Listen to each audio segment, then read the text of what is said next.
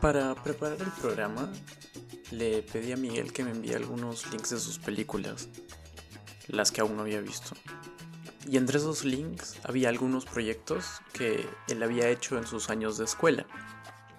Fue algo curioso que me hizo pensar en las casualidades de la vida. ¿Qué probabilidades existen de que dos personas que vienen de la misma ciudad, que fueron al mismo colegio, terminen también yendo a la misma escuela de cine, al otro lado del mundo? Estuve pensando en esto mientras Miguel me espera del otro lado de la pantalla. Estamos en la sala de su casa y detrás de él veo dos cuadros. Miguel me cuenta que están construyendo al lado, así que tendremos algo de ruido de fondo. Y le digo, pues mejor, le da algo de color a la transmisión. Ahora que lo pienso más, creo que las probabilidades de terminar estudiando en la misma escuela son altas si consideramos distintos factores. Primero, Arequipa no ofrece una formación audiovisual competente. Segundo, Lima es cara, casi tan cara como Berlín. Tercero, ambos aprendimos alemán y estuvimos antes en Alemania. Si juntamos estos factores, pues la fórmula no se hace tan descabellada. En fin, no quiero retenerlos más con divagaciones absurdas, solo quería introducir a Miguel desde ese lugar, desde donde lo conozco, desde la casualidad, desde esa cadena de sucesos que tuvieron que pasar para que tú al otro lado te animes a escuchar este podcast, porque todo de alguna forma está conectado. Y otra cosa curiosa que ocurrió en el momento en el que estoy grabando esta intro es que acabo de tener un déjà vu. Acabo de tener un déjà vu mientras decía todas las cosas que pensaba decir para introducir el programa. En fin, bueno, ahora los dejo con la entrevista que tuvimos con Miguel Barreda, cineasta arequipeño, el 22 de agosto del 2020. ¿Se está grabando? Bienvenidos una vez más a Espejismos, nuestro podcast de conversaciones / entrevistas. Eh, hoy día tengo el placer de tener un invitado que, dicho sea de paso, ocupa un lugar muy especial yo creo que en mi trayectoria y en mi vida personal. Es una historia muy curiosa. Se trata de Miguel Barreda, director arequipeño. Em, Curiosamente, eh, Miguel es probablemente uno de los más activos cineastas en Arequipa, lo cual hace fácil el acceso a llegar a conocerlo o a oír de él cuando uno está intentando hacer cine de adolescente en esta ciudad. Y da la casualidad que Miguel fue al mismo colegio al que yo fui, y da la casualidad que Miguel estudió en la misma escuela de cine en la que estudio yo ahora, y fue prácticamente él quien me la recomendó, que sin su recomendación de la escuela yo probablemente nunca habría caído en cuenta o intentado aplicar siquiera. Y entonces por eso voy a estar eternamente agradecido y al mismo tiempo estoy muy encantado de que esté en el programa. Hola Miguel, ¿cómo estás? Hola Javier, ¿qué tal? Muchísimas gracias por tus palabras y me alegra mucho que haya podido influir de esa manera, espero, positiva en ti. Y creo que somos los dos únicos peruanos, valga decir también arequipeños, que hemos podido estudiar en la DFB hasta ahora, ¿no? Sí, me parece que hay muy pocas. He conocido un peruano que estudia ahí hasta ahora, pero de Lima. Ok, Y después nadie más, de hecho. sí, sí, sí. Bueno, aquí, a tus órdenes. Pues sí, vamos a. Yo estaba chequeando un poco. eh, Tú tienes una filmografía que es más o menos. Son 4 pelis, si no me equivoco, ¿no? Sumando la. Claro, son 4 pelis. Y, 4 largometrajes, sí. Ujú. exacto, y antes de eso son un par de trabajos de cortometrajes que estaba revisando que me mandaste. Eh, la primera pregunta que me surgió es esto, o sea, ¿tú empezaste haciendo cine experimental? Si lo podemos llamar de esa manera, sí, sí. Bueno, yo recuerdo que el primerísimo corto que hice, que lamentablemente no sé cómo conseguir algún residuo o copia ya sería mucho decir. Lo hice con unos amigos en Berlín, en Super 8, el año 88. Y era un corto narrativo con unos toques con mucha influencia del cine de Jarmusch, ya así muy un estilo narrativo, pero muy desenfadado, con muy poco interés por la trama, por más interés, con más interés por las imágenes y con unos toquecitos surrealistas. Y que yo lo vi después de algunos años y dije, wow, pucha, qué capacidad, qué buenos encuadres, porque si bien no, en la parte narrativa quizás no tenía muchos agujeros, pero tenía buenos encuadres. Eso es lo que recuerdo. Y luego, cuando ingresé a la escuela de cine, sí, los primeros años, el interés principal, mi interés principal estaba hacia el cine experimental, hacia el cine no narrativo, por así decirlo, ¿no? Hacia la fusión entre documental y no documental, trabajar con material de archivo, manipular el material, ¿no?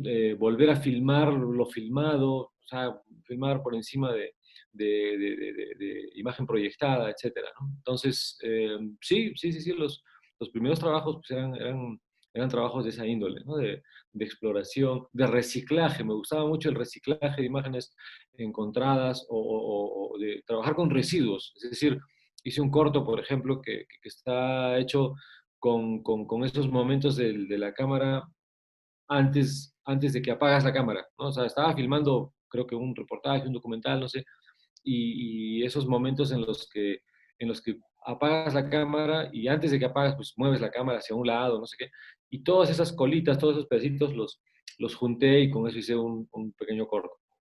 Así, sí, esas era esa etapa de exploración y experimentación. Sí. Supongo que es también algo interesante, ¿no? Porque el acercamiento que tuviste y que probablemente muchos de tu generación tuvieron al cine es mucho más física. Eh, Porque cuando tú hablas de juntar los pedacitos, estás hablando literalmente de juntar los pedacitos de película. Es una Sí. aproximación que, por ejemplo, nosotros, bueno, yo he tenido la suerte por la escuela de poder grabar en Super 8 y en 16 y editar también, pero no mucha gente la tiene y eh, digamos que eso ya predispone un poco tu acercamiento al cine. ¿Cómo fue ¿Te gusta grabar en film? Filmar en fílmico. No grabar, sino registrar en En fílmico. fílmico, sí. Sí, obviamente, claro, como te repito, pues mis primeros trabajos, mi primer acercamiento al cine en general fue en Super 8, ¿no? Recuerdo que me compré una cámara Brown ISO de segunda mano en Berlín y fue uno de los momentos pues, más importantes de mi vida. La dificultad con el Super 8 y con el fílmico en general, pues es que es costoso, ¿no? Es muy costoso, muy caro. Nosotros tenemos que ahorrar así cada marco, cada penique para comprarnos carretitos de Super 8 en color, en blanco y negro. Me acuerdo que en Berlín Oriental vendían la película rusa en blanco y negro, costaba la décima parte de lo que costaba la Kodak, ¿no? Y era buenísima, una película excelente. Y en Berlín hasta ahora existe creo que uno de los pocos laboratorios a nivel mundial donde se revela Super 8, ¿no? Y bueno, el acercamiento físico con el material, con la película, que luego tienes que revelar la tensión esa de la imagen latente, ¿no? Cuando trabajas con negativo o con película reversible. Ese momento de angustia, de no saber si expusiste bien o no, si el negativo no puede estar dañado o no, o sea, esa cuestión orgánica, física del uso del material, pues obviamente sí te condiciona, obviamente te da una forma de tratar, una forma de conocer el oficio que luego, trasladado al registro digital, ¿no? Te sirve de mucho. A mí me sirvió muchísimo el hecho de haber aprendido a filmar y a editar en fílmico, en Super 8, en 16, en 35, porque cuando aparecen, bueno, yo considero que pertenezco a una generación privilegiada en el sentido que hemos vivido toda esa transición, todas esas transiciones técnicas desde el fílmico al video digital, o sea, al video en carrete digital, el beta digital, el VHS, qué sé yo, y luego pasar al mero registro digital, ya sin cassette, solamente, bueno, como hacemos ahora con tarjetas, donde ya no tenemos imágenes, sino señales, ¿no? O sea, ¿qué pasará con nuestros RAW, con nuestros archivos RAW de ahora, de acá unos 10, 20 años? No sabemos. Los negativos quizás se puedan mantener unos 50 años más, pero nuestros archivos RAW, si no los backupeamos cada año, en nuevos formatos que aparecen cada medio año, nuevos códecs que aparecen cada 3 meses, pues vamos a tener dificultades de mantener ese registro. Entonces, esa transición yo creo que ha sido muy útil, muy aleccionadora, porque toda la parte física tiene luego una correspondencia metafórica en la parte digital, ¿no? Cuando hicimos la transición de la edición en físico a la edición en Evit o en los primeros sistemas de edición no lineal, pues para mí fue muy sencillo considerar que la línea de tiempo era una metáfora de la película que corría así en nivel horizontal delante de la moviola, delante de la mesa de edición, ¿no? Y las metáforas de corte, pues eran lógicas, ¿no? Era muy fácil de entenderlo, era muy fácil acceder dar ese paso. Y obviamente lo que me fascinaba de la edición no lineal era el tener todo el material en una pantalla, ¿no? Poder acceder a cada retazo que lo tenías que sacar de tu colgador y ponerlo en la moviola y revisar o revisar a contraluz qué toma tenías, ¿no? Esa molestia de tener que pasar muchas horas o buscando el cuadrito que se te cayó al piso y no lo encontrabas para pegarlo porque era el que necesitabas para empalmar bien una transición, pues eso con la edición no lineal era como, uff, era otro mundo, ¿no? Y poder repetir las tomas, entonces fue un momento muy importante. Obviamente, si yo tuviera la ocasión ahora de volver a filmar en 16, en 35, una película, la haría con muchísimo gusto. La latitud del fílmico, la textura del fílmico, pues sigue siendo algo que es muy difícil de imitar en un registro digital. Cada vez se imita mejor, obviamente, ¿no? La fusión entre fílmico y digital también es fantástica, o sea, poder filmar en negativo, transferirlo a internegativo, intermedia digital y trabajarlo luego, manipularlo en digital, son opciones pues, de las que podemos disfrutar. Es costoso, sí, claro que sí. Con lo que nos compramos una lata de fílmico en 35 y la hacemos revelar y copiar, ya tenemos como no sé cuántos discos duros para almacenar una película con un Ya, documental completo, ¿no? En digital. claro. Wow, es interesante esto que mencionas porque yo, la verdad que, o sea, uno lo tiene como en la cabeza, pero yo no me he puesto a pensar así, qué tan acostumbrado, o sea, yo, por ejemplo, yo soy de la generación que ya usaba Premiere. O sea, cuando yo empecé a hacer mis cosas, Premiere ya existía. Y la Yo edición, trabajé con la primera versión de Premiere. Ujú. claro, y no hay esa transición que mencionas, ¿no? Nosotros jamás, yo jamás me habría preguntado cómo es que era editar un largo de 3 horas. O sea, imagínate cómo editaron a Andrei Rublev, por ejemplo. Y ese tipo de. Sí. Pues fíjate que mucho depende de la práctica. Yo en la DFB en Berlín tuve la suerte de asistir a una clase con Juliane Lorenz, que ahora es la presidenta sí, pues la presidenta de la Fundación Fassbinder, y Juliane Lorenz fue la editora de las últimas películas de Fassbinder, de Lola, de Querel, creo que Berlín Alexandra Platz también la editó ella. En fin, y Juliane pues era una maestra increíble, ¿no? Y tuvimos con ella un seminario de edición, ¿no? Y nos permitimos, porque, no sé, las condiciones lo permitieron, hacer un corto en 35 milímetros, ¿no? Para practicar edición, ¿no? O montaje más que edición, ¿no? Montaje en 35 milímetros. Y bueno, para mí y para el compañero con el que estábamos haciendo la película juntos, era la primera vez que trabajamos en 35, estábamos muy nerviosos, yo hice la foto del corto, mi compañero lo dirigió, ¿no? Lo hicimos juntos, escribimos el guión juntos, y luego cuando teníamos los copiones, o sea, los rush prints, la copia del negativo que se utiliza para editar, porque después había que cortar el negativo para tener la copia final de la película. Pues teníamos nuestras bobinas de 35 pesadísimas y solamente engarzarlas en la moviola ya era una jarana porque en 16 ya teníamos práctica y lo hacíamos en 35 eran 4 perforaciones por cuadro, 16 es una perforación por cuadro, 4 perforaciones por cuadro y eso corría a toda velocidad, o sea, tú ponías el dedo ahí y te lo destrozaba. Entonces, con muchísimo miedo le dábamos a la palanca para que corriera la película y que no se desmoronase todo, no nos matase, ¿no? Y en una noche creo que editamos 20 segundos de la película, ¿no? No. Entonces, a la mañana siguiente que teníamos clase con Juliane, ella estaba desesperada porque no habíamos hecho nada, ¿no? Entonces yo le digo, pues Julián, es que estamos aprendiendo, no sé qué, trae para acá, ¿no? Y agarró, a ver, ¿cómo quieren que sea esto? No, pues primero la toma tal, después la toma cual, después la toma esta. Y ella empezó a manejar esa moviola como un piloto de rally, ¿no? Entonces le daba la palanca, la imagen corría a toda velocidad, paraba en el cuadro que quería cortar, le daba el lápiz, marcaba, agarraba la cuchilla, ¡pum! ¿No? Y sacaba el otro pedazo de película.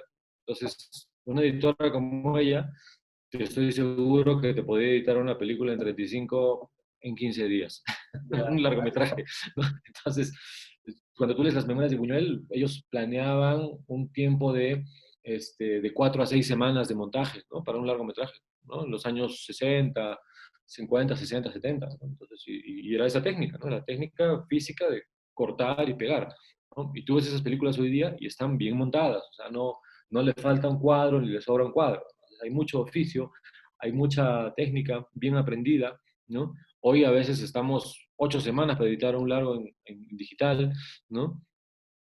Quizás porque también nos distraemos mucho o tenemos muchas opciones, podemos probar mucho más, eso sí, podemos probar mucho más, como ahora registramos ficciones como si fueran documentales, ¿no? Para una ficción de hora y media, no sé, registramos 20 horas, 30 horas de material que no sé para qué sirven. Yo muchas veces me doy cuenta en mis dos últimas películas, eh, toma 10, toma 8 y después escojo la segunda, ¿no? Entonces, sí, si estuviera filmando en 35, te juro que haría solo 2 tomas o 3. Claro, no Porque, puedes tampoco, ¿no? sí, Es el material, o sea, sí, se sí, sí. acaba, es físicamente agotable, ¿no? Eso es interesante porque Sí, también, el presupuesto, claro, o sea, cada claqueta de más mal cantada, ¿no? Son no sé cuántos pies de película, ¿no? Y esos son dólares, dólares, dólares, dólares que te duelen. sí, es verdad. Y de hecho, cuando mencionabas sobre la técnica de pegar y cortar y montar la peli en sí, me hace acordar el paralelo hoy en día serían aprenderse los shortcuts en el teclado de- Evidentemente, claro que sí, sí, sí, sí. Bueno, yo me puedo jactar de que edito relativamente rápido, pero igual, ¿no? O sea, eh, tienes muchos elementos de distracción hoy en día. A veces, cuando estás editando en digital, ya te pones a pensar en postproducción, te pones a pensar en algún efecto que le quieres a la imagen, detienes una hora el trabajo porque vas a probar un plugin que han enviado y que, ¿no? Le va bien a tu película, ¿no? Y ya perdiste una hora de chamba viendo el maldito plugin. ¿No? Entonces, esas cosas suceden, ¿no? Antes, claro, en 35 estabas ahí pegado, ¿no? Concentrado en tu trabajo, parabas cada 2, 3 horas para fumarte un cigarro o para tomar un café, ¿no? Si es que no estabas fumando mientras editabas, porque era también una vieja costumbre tener el cenicero al lado de la isla de edición, ¿no? Y bueno, eso, ¿no? Qué divertido, qué interesante. Y revisando esos primeros trabajos, también me parecía curioso em,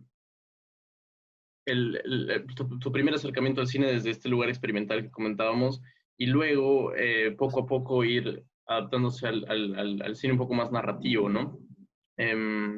Wow, empezó a llover un montón aquí. Una de las cosas que me parece curiosas es justo ese paso. ¿Cómo se dio? ¿Con qué? Creo que, ¿qué película? Empezaste a hacer un par de cortos un poco más narrativos. Me parece que vi uno tuyo sobre un tipo eh, está en el mundial sucede y el tipo necesita llegar a casa. Es un Sí. corto tuyo, ¿verdad? Ah, Lo pasaron sí, en un festival en Perú, en Arequipa. Creo que fue una de las sí. primeras cosas tuyas que vi.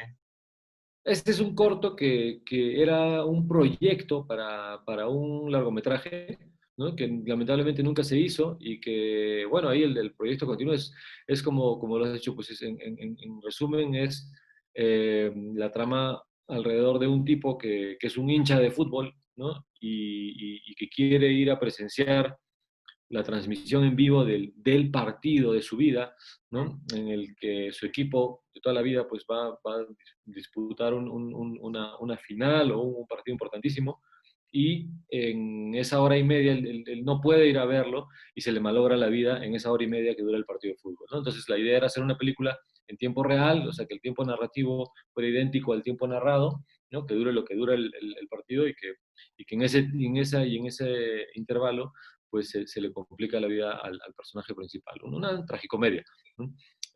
Bueno, yo no sé si ha habido como, sí, ha sido como un paso paulatino del cine no narrativo, meramente experimental, visual, al cine narrativo que después estoy haciendo, pero yo creo que como que había siempre, o hay siempre una ambición por, por explorar la forma visual, ¿no? O sea, yo recuerdo que aún estando en la escuela de cine, uno de los, había etapas, ¿no? De cerrar un primer año con un cortometraje, luego pasar a otra etapa y hacer como hice un corto más largo, ya de índole narrativa, ¿no? En el sentido que, bueno, había personajes con problemas, ¿no? Era un ejercicio de ese tipo, justo un ejercicio que hicimos con Bel Attar cuando tuvimos clase con él, ¿no? Y ese fue ya un primer trabajo más hacia la exploración de algo que me fascina, que es el trabajo con actores, ¿no? O sea, más trabajo con actores, de la creación de personajes, más que insisto, o sea, para mí más importante que las historias, más importante que las intrigas, son siempre la exposición de situaciones, de personajes, de sensaciones, de conflictos, obviamente, ¿no? Eh, y la creación de atmósferas, ¿no? Que puede haber entre personajes cuando se dan este tipo de conflictos. Entonces, luego se dio la ocasión de participar en una serie de cortos largos, o sea, cortos de 30 minutos, ¿no? Para un canal, un canal regional en Berlín-Brandenburg, y que debían ser historias ambientadas en Berlín y de preferencia pues con personajes así singulares, ¿no? Y yo presenté un proyecto sobre un migrante peruano en Berlín, ¿no? Que era también una tragicomedia. Y sí, lo aprobaron y lo hicimos, y ese era un corto bastante convencional en el sentido narrativo, visual, o sea, con una exposición, plano, contraplano, diálogos, ¿no? Un lenguaje más cercano al lenguaje televisivo, ¿no? Bueno, me fue obviamente dando mucho oficio, en el sentido que también es importante saber cómo narrar, ¿no? O sea, tener la práctica pero una vez más, despertó despertó mucho el interés en el trabajo con actores y la construcción de personajes, ¿no? Que es algo que a mí me parece fascinante.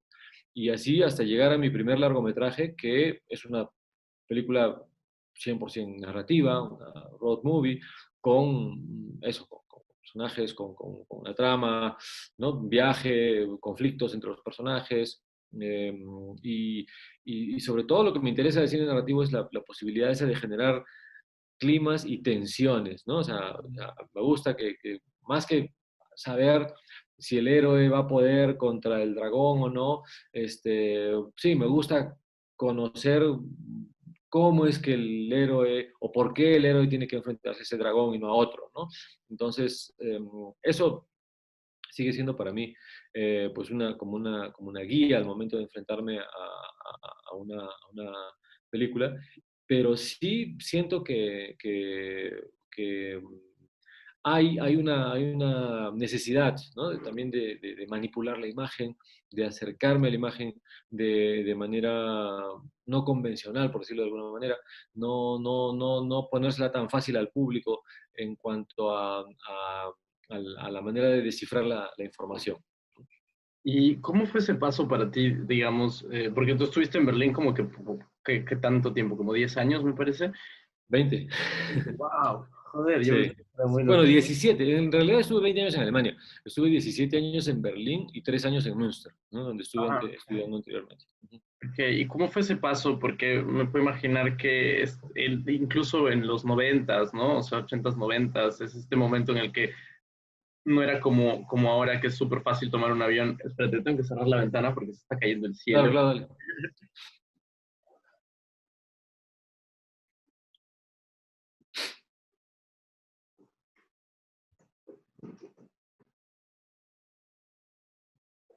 Wow, qué increíble, en verdad está lloviendo ¿Está muchísimo. lloviendo mucho? Es súper loco esto, hace un calor asqueroso y está lloviendo un montón. Ah, claro, de tormenta. Ujú. Bueno, para retomar la pregunta, Sí. ese paso, ese paralelo entre, por ejemplo, hacer cine en Perú, ¿tenías claro que querías hacer cine en Perú en algún momento? ¿Y cómo fue el paso entre decir, ok, voy a hacer mi primer largo en Perú, voy a hacer, y si te vino me acuerdo que es el primero? Sí, ujú. Sí, la idea de hacer, si te bien no me acuerdo, surge incluso desde que estaba en la escuela, el año 92, 93, que vine aquí a Perú. Hice un corto, bueno, un corto largo también, una película de 35 minutos, tiene otra versión de 45, un ejercicio para la escuela, que es un documental testimonial, o sea, es lo que hoy en día llamarían no ficción. Este, y eso, que es un documental testimonial, también con material de archivo, que hice sobre esa visita al Perú, sobre mi reencuentro con el país después de muchos años, porque habían pasado 7 años que yo no volvía al Perú. Entonces, ese fue un viaje muy, muy importante. Y a partir de esa experiencia también surgió la idea de hacer esa road movie, ¿no? Las road movie me interesaban mucho, era un género que me sigue fascinando y pensé en que esa sería una buena forma de manifestar mi reencuentro con eso que yo pensé que era mi país. Entonces, así empecé a escribirlo y ya a entrar también a la práctica de la redacción de guión cinematográfico para cine narrativo. Entonces, eh, ese fue digamos, el proceso de aprendizaje hasta tener terminada ese primer largometraje, de tenerlo terminado. Ujú. Y es en ese reencuentro con Perú, ¿tuviste alguna especie de dificultad, digamos, como para ingresar al circuito cinematográfico o al círculo de realizadores? ¿O tenías ya contactos de antes? Tenía algunos contactos, bueno, principalmente con Stefan Kaspar, que fue el productor peruano de la película, porque la película fue una coproducción entre Perú y Alemania, ¿no? Y Stefan fue quien me recibió aquí en Perú, quien se atrevió a producir la película, ¿no? A quien pues le debo obviamente muchísimo. Y gracias a él y gracias al equipo de producción con el que contamos para El Si Te Vi No Me Acuerdo, pues ya pude empezar a hacer vínculos con gente de aquí.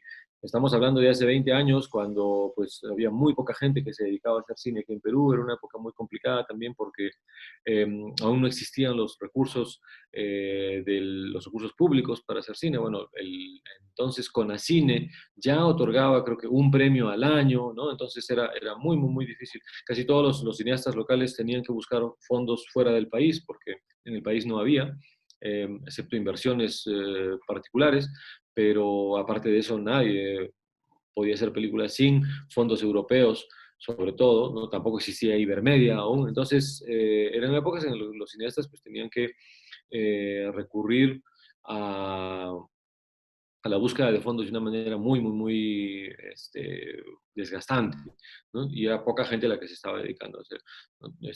Pero justo con el advenimiento del nuevo siglo también empieza a hacerse más barata la producción, ¿no? Bueno, y si te vino, me acuerdo, nosotros la hicimos en, en, en el formato DV-Cam, ¿no? Lo hicimos en formato DV-Cam porque en 16 milímetros no podíamos, era imposible, por más que le dábamos vuelta a cada centavo, era imposible filmarla en 16, ¿no? Entonces, bueno, decidimos asumir que iba a ser filmada o grabada en digital y encontramos las virtudes del nuevo formato, ¿no? Y luego, paralelamente, pues ya en Perú, muchos realizadoras empiezan a trabajar en video digital, ¿no? High 8, MiniDV, ¿no? Ese es el periodo en que gracias al bajo costo del registro digital se pueden hacer más cosas. ¿Y cómo le fue a ICTV? No me acuerdo. Porque creo que Bueno, en festivales funcionó bastante bien. Es una película que ha tenido una gira por festivales interesante entre el año 2000 y el año 2004, ¿no?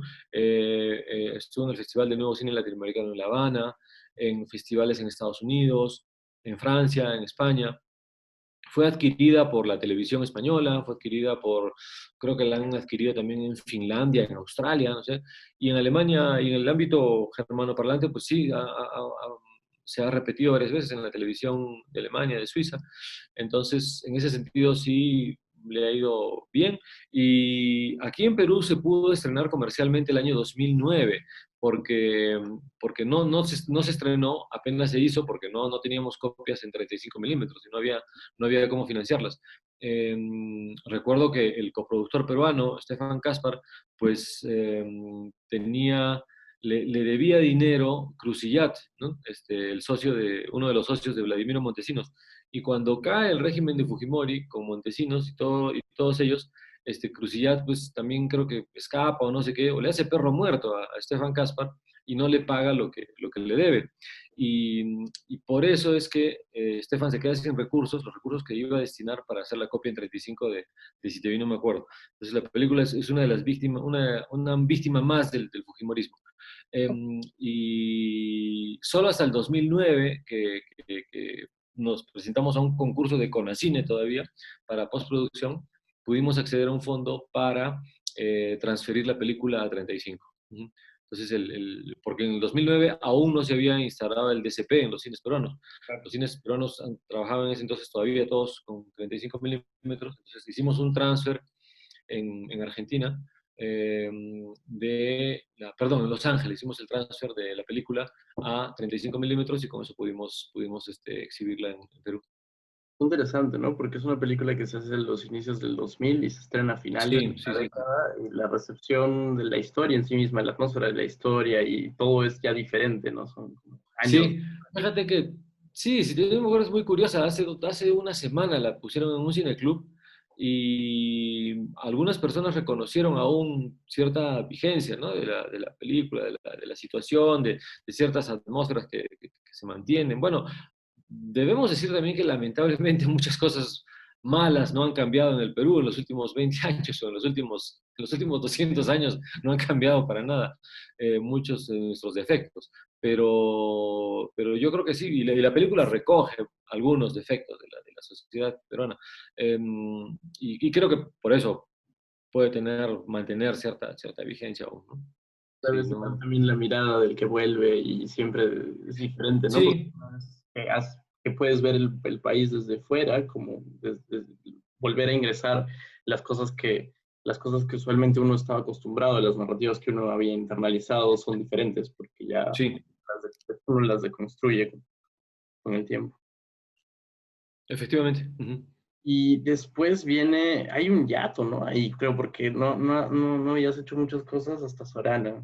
Efectivamente, claro, esa es la etapa en la que regreso a Perú, el año 2004, ¿no? Y estoy varios años sin filmar un largometraje, porque sí en el interín hice algunos cortos documentales, encontré el tema y conocí a personas importantes para hacer la película de La Cantera, al hacer un documental sobre la extracción de sillar en Arequipa, ¿no?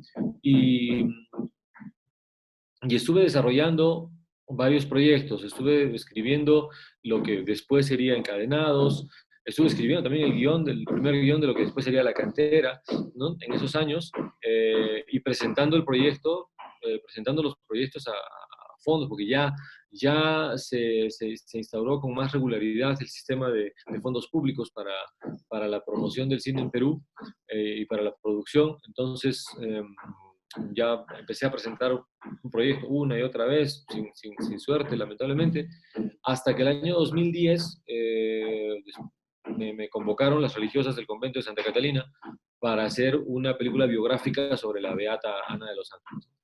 Y bueno, para mí pues, fue bastante sorpresivo, pero también fue un reto muy, muy grato de aceptar, de asumir, porque, mira, hacer una película histórica, reconstrucción de época, y con bastantes libertades creativas, la verdad, ¿no? Porque, bueno, teníamos una biografía más o menos documentada de este personaje que tampoco es tan rigurosa, porque no se hizo un registro minucioso de su vida cuando ella estaba viva, ¿no? Entonces, lo que hay son menciones de menciones de menciones de alguien que la conoció, ¿no? Entonces, es algo que, bueno, nosotros tuvimos que suplir también esas carencias con investigación histórica de la época y así afrontar el reto de hacer esa película histórica, también con un presupuesto muy reducido, pero sí contando con la anuencia y obviamente pues la indicación de los religiosos y el poder usar el monasterio como locación, ¿no? Que es algo, pues, no sé si te molestan los golpes, hay obras aquí en el edificio, por eso... Igual no podemos apagarlo, no hay problema. Ok. Es lo chévere, es parte del podcast. Que algo que me gusta mucho es que como es una cuestión virtual, por el hecho de que yo estoy aquí y la mayor parte de gente que entrevisto está en Lima o en Arequipa o incluso en otras partes y están en sus casas y me abren esta ventanita de conversación, uno también por los sonidos escucha el entorno. Por ejemplo, cuando conversaba con Claro, uno escuchaba a sus hijos en el fondo correr, claro, claro. una cosa diferente. Pero todo bien. Lo que, yo vi esa peli, la de Sorana, pero no la vi cuando estrenó. Yo creo que yo estaba un poco chico cuando salió la película de hoy. ¿Cuándo la El estrenaste? 2012, la estrenamos el 2012. En el colegio. Eh, entonces, yo recuerdo mucho que yo la he visto aquí, de hecho, la vi porque la pusieron online y la pude chequear.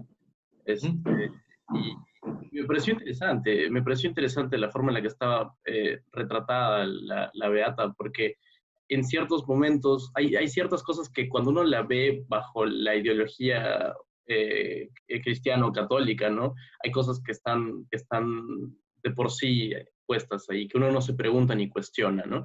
Pero cuando uno la ve desde una perspectiva un poco más quizás agnóstico, quizás atea, como la vi esta vez, este, uno puede encontrar ciertos momentos en los que en los momentos de éxtasis o de devoción de la propia Beata están eh, están la línea es muy ligera entre una especie de esquizofrenia y también una especie de devoción muy sexual y devota hasta cierto punto, o al menos esa fue mi lectura.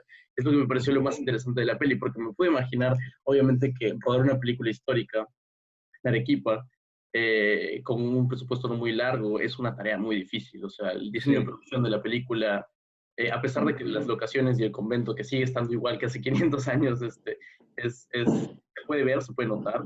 Me imagino que el trabajo debe ser muy arduo para producir una película histórica y que se siga sintiendo creíble. sí, efectivamente, porque claro, la reconstrucción de época tiene que ser rigurosa, ¿no? Y muy detallista, entonces tienes que fijarte en muchas cosas.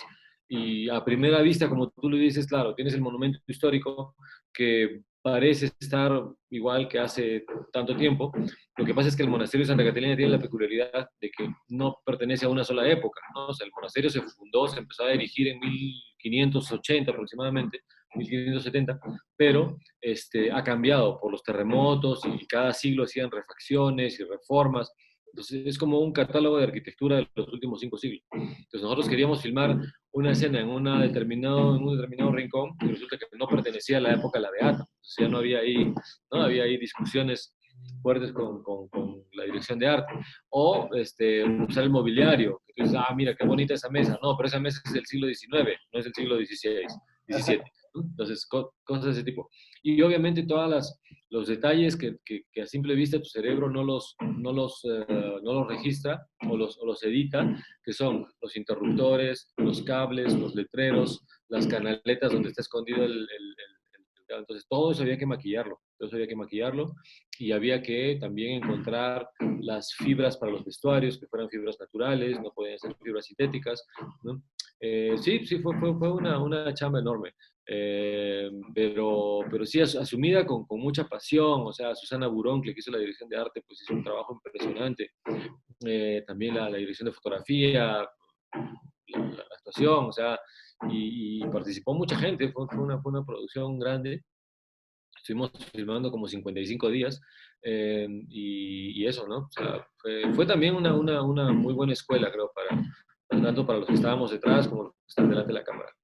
Yo creo que eso también es una de las cosas que más me impresiona de esa película. O sea, más que nada la necesidad del monasterio de querer tener un registro audiovisual y generar un símbolo de esta persona que obviamente está beatizada y tal. eh, Esa necesidad de grupos, de gente, de tener un símbolo, de tener relatos, de generar un mito, que me parece Sí, interesante. sí, y mira, justamente los dominicos, más porque no tengo, bueno, no tengo mucho conocimiento de otras órdenes, pero los dominicos le dan una especial importancia a la comunicación audiovisual, ¿no? Bueno, desde siempre sabemos que muchas órdenes religiosas trabajan con imágenes para persuasión, para comunicación, para evangelización, etcétera, etcétera, ¿no? O sea, todos los frescos, todas esas pinturas que están en el monasterio de Santa Catalina, son relatos visuales, ¿no? Son relatos visuales que sirven para la enseñanza, para compartir la doctrina, ¿no? Entonces, y hasta hoy en día los dominicos son la orden que más películas ha producido en el mundo católico. Entonces, tienes películas de la vida de Santo Domingo, se estaba filmando una en Filipinas, una superproducción. Luego, pues, bueno, nuestros santos peruanos todos son dominicos, ¿no? Santa Rosa, San Martín, ¿cuál es el tercero? Ya lo olvidé. San Juan Macías. Los tres son dominicos. Los dominicos tienen todo tienen ahí toda la selección de santos, ¿no? Entonces, y cada uno tiene su película, ¿no? O sea, hay película de Santa Rosa, hay película de Fray Martín de Porres, de San Juan Macías, no sé si hay. Y bueno, y ahora la Beata Ana de Los Ángeles, que pues las religiosas aquí están haciendo todos los esfuerzos para hacer el lobby necesario en el Vaticano para que sea santificada. Wow, interesante. Eso siempre me parece Sí, sí, sí, es un mundo aparte. Es un mundo aparte. Es interesante pensar si es que hay también como organizaciones cinematográficas súper religiosas y si hicieran como que sus Ah, no, festivales. claro, sí, sí, sí, hay muchísima producción audiovisual religiosa o de temas religiosos, ¿no? O sea, hay incluso muchas películas hechas por personas, bueno, como yo, que no somos creyentes, ¿sí? Pero que sí nos interesan, o hay personas a las que les interesa, que te digo, el lado místico, el lado documental de la experiencia religiosa, ¿no? Entonces, hay una película muy notable de un director alemán, Philipp Gröning, que la revisé de casualidad hace unos días, porque justo había un canal de televisión polaco interesado en la película. Philipp Gröning hizo esta película que la debes conocer, que se llama El Gran Silencio. No el grupo mexicano, sino la película. Y que es un documental sobre la vida de unos monjes cistercianos, creo que son, que hacen voto de silencio de por vida y no hablan, viven en silencio en su monasterio, ¿no? Entonces, sí, son cosas que son experiencias humanas que obviamente pues también son muy interesantes. Bacán, qué interesante eso. Estaría chévere si investigar un toque. Pero, y moviéndonos ahora, luego de esa, vino Encadenados. Sí, Esa película yo la recuerdo mucho porque pues Arequipa es una ciudad que a pesar de que quiere creer que es grande, no es tan grande. Entonces, pues el estreno fue un evento más o menos grande, me acuerdo. O sea, todo el mundo hablaba de la pelea arequipeña, en que no sé qué, ¿no? Y yo recuerdo haber ido a verla al cine. La llevaron al colegio también, creo que la pasaron. sí, sí, sí, sí, creo que lo pasamos en el colegio, me parece. Y, y fue súper interesante. Claro, tú estuviste ahí, fuiste a un conversatorio incluso. Sí, sí, sí, sí. Porque justo ¿esa peli de qué año es? ¿En qué año salió? Encadenados se estrenó el 2015, o sea, se estrenó comercialmente el 2015. Ujú, Claro, sí. y yo me acuerdo que justo ese año yo estaba trabajando de profesor en el colegio y fue por eso que la pude ver. Y luego en el cine también. Y me pareció curioso esa película porque es una producción que también ganó fondos públicos, Sí, pero al mismo tiempo intentó construir una Arequipa eh, que usualmente no se ve. Cuando se habla de Arequipa no se ve ese lado de la ciudad, que es un lado un poco más cotidiano, un poco menos de la belleza colonial que aún puede tener la arquitectura, etcétera, sino es un poco más dura, un poco más cruda. Em, y varios amigos míos trabajaron en la película también. Como que departamentos de asistencia de producción, etcétera, estuvieron ahí. Y luego, la verdad que no sé muy bien qué pasó con la peli después, cómo le fue, pero nos podrías contar quizá un poco sobre esa experiencia. Sí, bueno, Encadenados es una película más personal en el sentido que expone y muestra más preocupaciones propias. Es una película, bueno, que registra, es como un catálogo así de miserias humanas y urbanas, ¿no? Un ambiente urbano que no tiene, que tiene las características algunas características locales, obviamente, tiene ese sabor local, pero que podría suceder en cualquier lugar del mundo, ¿no? Entonces es más, por eso te digo que es una película personal en el sentido que es como un manifiesto de mi manera de sentir lo absurdo que puede ser la existencia, ¿no? Entonces, en ese sentido, sí, es una cosa personal, pero que también refleja una condición social, una condición humana, ¿no? O sea, porque si no, claro, si no, no sería interesante por las personas, obviamente.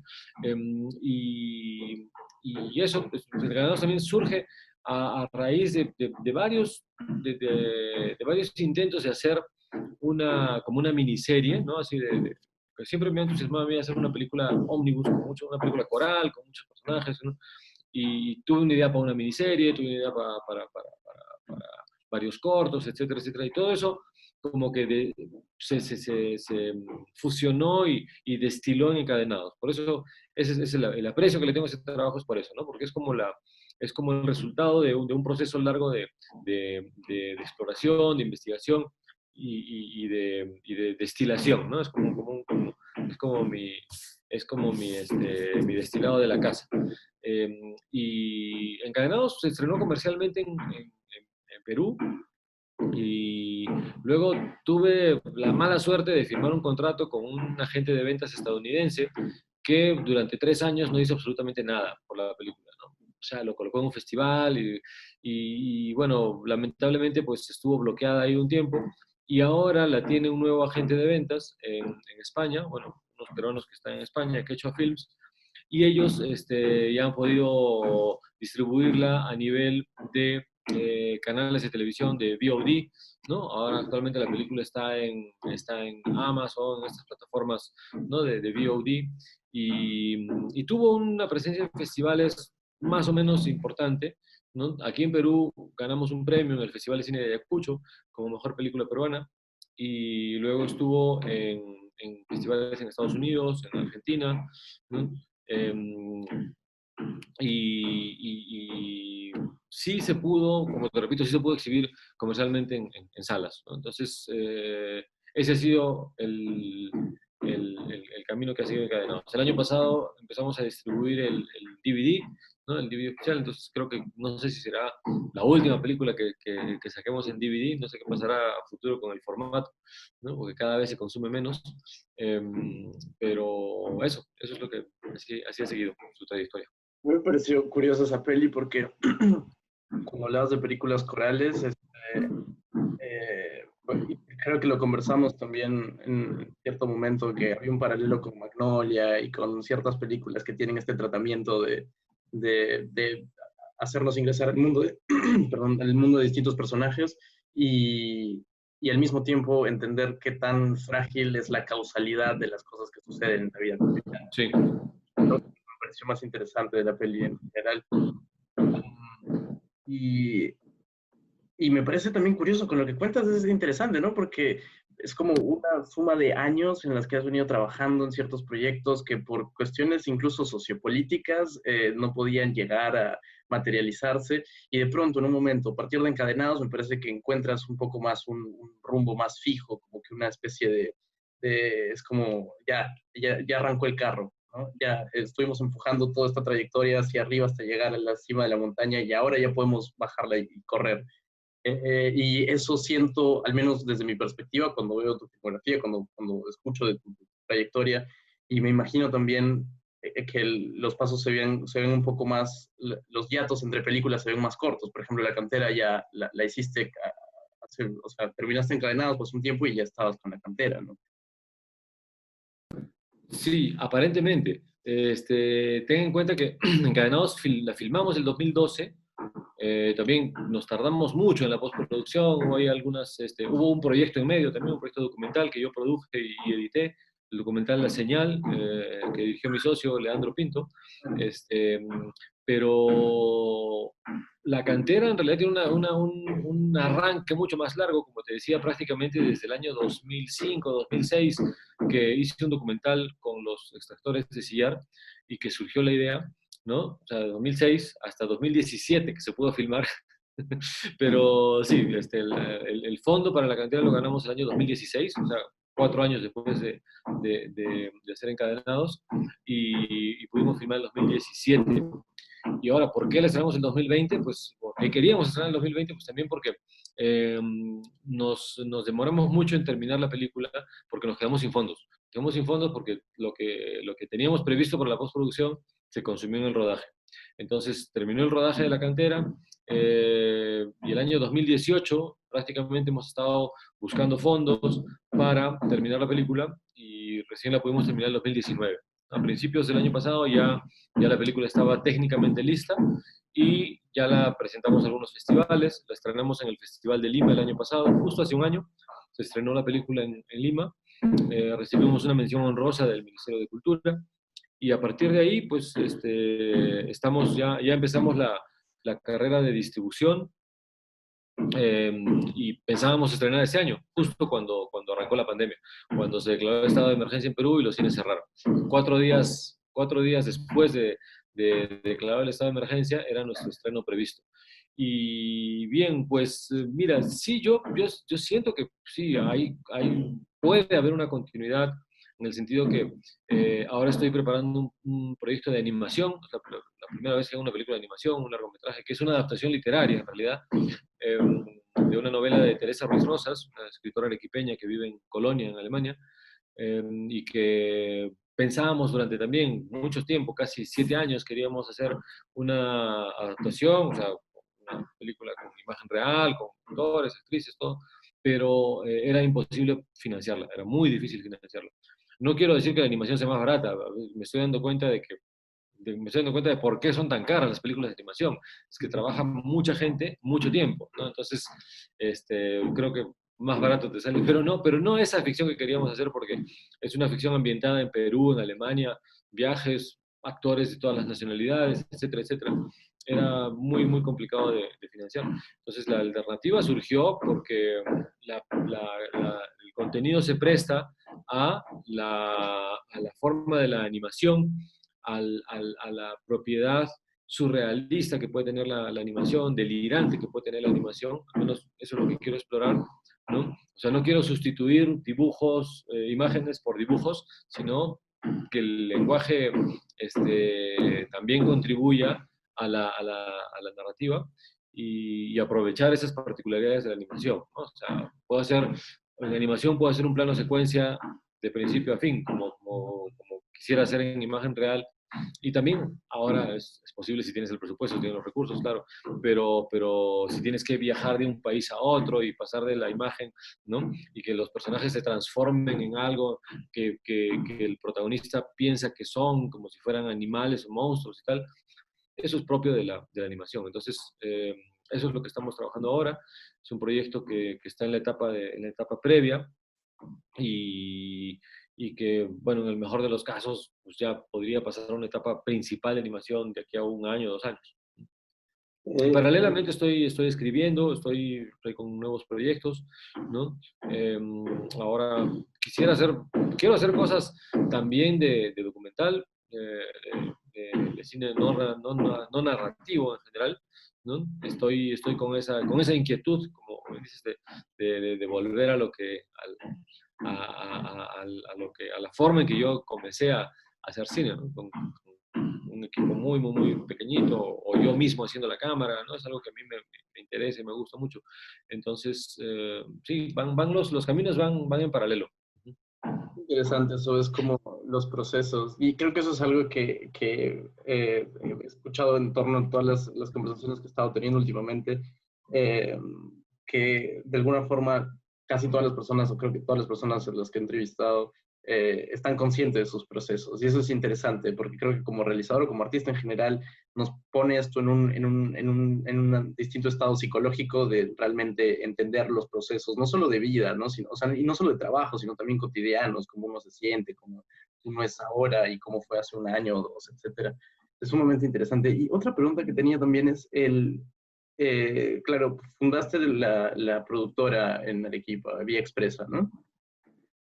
¿Y cómo es el trabajo, o sea, de salir digamos que de la caja de director y empezar a entrar a la caja de productor?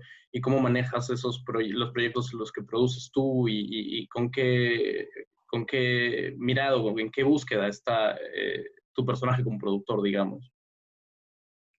Bueno, yo soy productor de mis películas sobre todo por la razón de que como productor eres el dueño, ¿no? Entonces, eso me interesa mucho.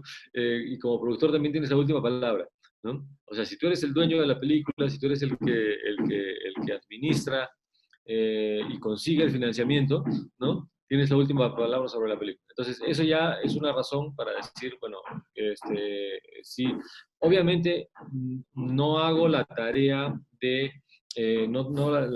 ya la tarea técnica de producción de campo o de producción ejecutiva en el proceso de un largometraje, por ejemplo, ¿no? Es decir, tengo que contratar a un director de producción, a una directora de producción, para que se encarguen de hacer el trabajo de producción ejecutiva, porque es una chamba de por sí, o sea, quiero decir, funges como productor, como el que responde por los fondos conseguidos y como el que responde por la factura final de la película, ¿no? Pero es también como que tienes que tener un jefe de área, ¿no? Que es el encargado de producción y que es el que lleva a cabo las tareas de realización propiamente dicha, ¿no? En ese sentido, sí, bueno, en ese sentido sí yo soy un productor que busca el financiamiento para sus propias películas. Entonces, ese es mi rol como productor. La película de mi socio, dirigida por mi socio Leandro Pinto, en la que yo funjo como productor y editor, es por el hecho de que yo soy el representante legal de la personería jurídica. Entonces, en cuestión de derechos, claro, compartimos los derechos 50 por 50, pero yo respondo ahí ante las entidades públicas que nos han dado el dinero, pues firmo los contratos de venta, estas cosas, ¿no? Entonces, eso es lo que no he producido muchas, ¿qué te digo? He hecho alguna coproducción con cineastas emergentes, jóvenes que quieren hacer un corto, que quieren decir, yo tengo las puertas abiertas, a mí me gustaría mucho, en ese sentido, sí, orientar, apoyar. Más he tenido funciones de docente, de asesor, ¿no? Porque, bueno, la tendencia actual también es que nos estamos volviendo mucho, sobre todo muchos cineastas que comienzan a trabajar ahora, somos personas orquesta, ¿no? O sea, cineasta que escribe, dirige, graba, agarra la cámara, edita, diseña el afiche, distribuye la película en redes sociales, ¿no? O sea, todas esas funciones se están concentrando en una persona, ¿no? Entonces, no es muy bueno, sobre todo en el ámbito de producción. O sea, yo sí separaría, aunque suene incoherente lo que digo, pero sí separaría el rol principal de productor del de realizador, porque sí, como realizador puedes editar, puedes grabar, muchos documentalistas trabajan también así, ¿no? O sea, como personas orquesta. Y es bueno, o sea, hay documentales que está bien que el director también agarre la cámara y sea él el que mire por el visor y decide qué grabar. Y en ficciones, incluso a veces también eso es muy, muy saludable, ¿no? Pero sí tiene muchas ventajas una división de trabajo en la parte de producción, entendida como solamente la parte de adquisición de recursos y de distribución y difusión de la película, ¿no? Porque lamentablemente aquí no tenemos muchos productores formados para todo el proceso. Hay productoras y productores que trabajan solo para los rodajes, ¿no? Al menos aquí en Perú, ¿no? Que termina el rodaje y el productor se olvida. O sea, te entrega su balance y te rinde cuentas y se va. ¿no? Y ya no acompaña la película en la etapa de postproducción, que también es igual de importante. Entonces, ahí yo creo que todavía tenemos carencias por suplir. Y en el caso de mis proyectos sucede eso, ¿no? Entonces yo asumo esa tarea de la supervisión general del proyecto, ¿no? O sea, acompañar al proyecto desde el guión hasta el TCP. Claro.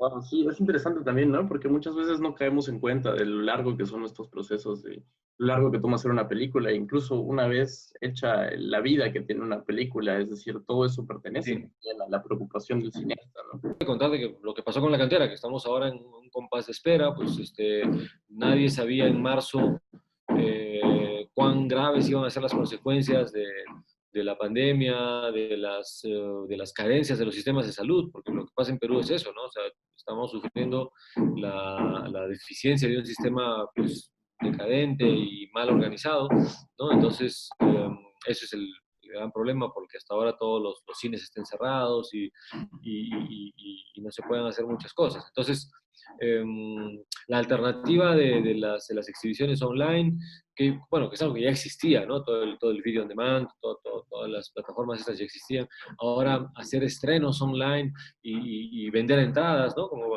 Yo creo que son una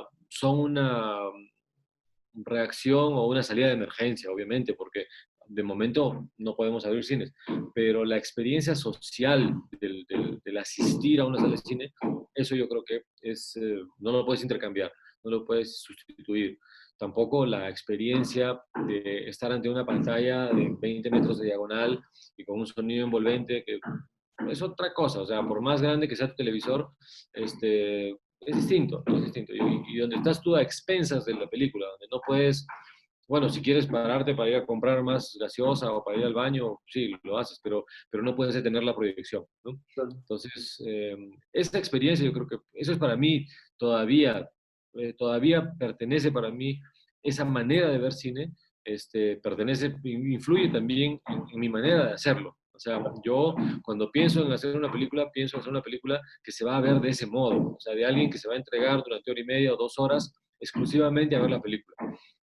Si me dicen, mira, haz una película para alguien que paralelamente va a estar cocinando o va a estar hablando con sus amigos y de paso ve tu película, obviamente el lenguaje que emplearé será distinto, ¿no? O tendré que buscar cierto tipo de contenidos que de rato en rato llamen la atención de esa persona, o un contenido que pueda ser visto en un dispositivo de 5 pulgadas de diagonal, ¿no?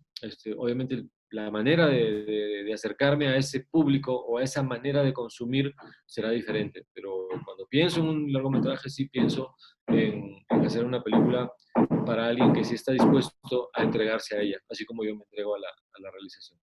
Chévere, claro, es de hecho una cosa que también hay que tener en cuenta, dónde es que se va a proyectar, ¿no?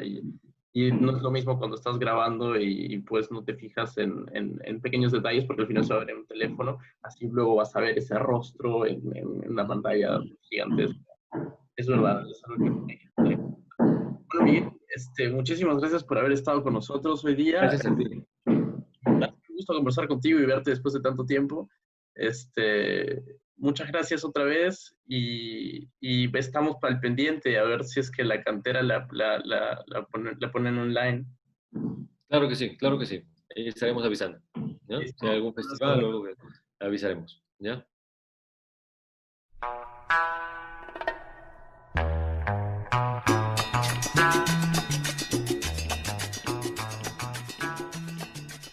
Yo soy Javier Lazo y esto es Espejismos. Gracias por escucharnos y no se olviden que estrenamos episodio cada jueves y nos pueden escuchar en Spotify, en Evox, en Apple Podcast y también en YouTube. También pueden encontrarnos en Facebook e Instagram como Espejismos Podcast. Ahí vamos a ir anunciando quiénes serán los siguientes invitados, vamos a subir algo de material y vamos a estar linkeando también a nuestros invitados. Así que síganos y muchas gracias por escucharnos y hasta la próxima.